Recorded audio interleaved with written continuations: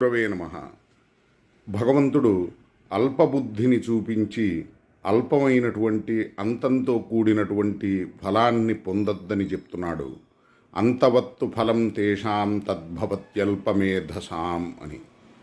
దీని ద్వారా శాశ్వతమైన ప్రయోజనాన్ని మనం గొప్పదిగా భావించాలి, కానీ తాత్కాలికమైన ప్రయోజనం, అశాశ్వతమైనటువంటి సుఖం, వీటిని గొప్పవిగా భావించే భ్రమ నుండి బయటపడాలి. సుఖాన్ని దుఃఖాన్ని రెండింటినీ సమానంగా తీసుకునే మానసిక స్థితే వాస్తవంగా సుఖం అని ఉద్ధవుడితో శ్రీకృష్ణుడు చెప్తాడు భాగవతంలో. మనస్సు హర్షానికి లోనవటం, లేకపోతే ఉద్వేగానికి లోనవటం.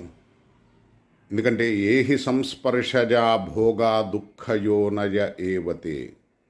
ఎక్కడా కూడా విషయ సుఖాలను గొప్పవిగా భావించమని అజ్ఞానాన్ని బోధించలేదు భగవంతుడు.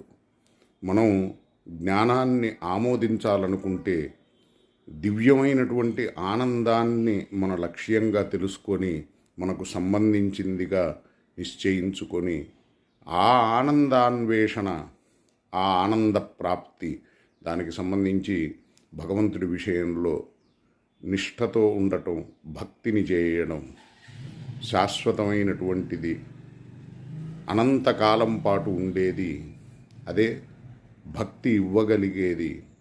మరి భక్తిని ఆశ్రయించకుండా జీవుడు కృతకృత్యుడు కాలేడు, ధన్యుడు కాలేడు, పూర్ణుడు కాలేడు, ఈ భవరోగం నుండి విముక్తుడు అంతకంటే కాలేడు.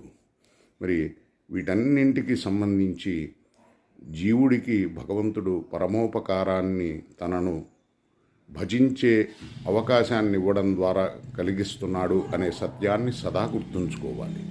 హరయే నమః. గురవే నమః.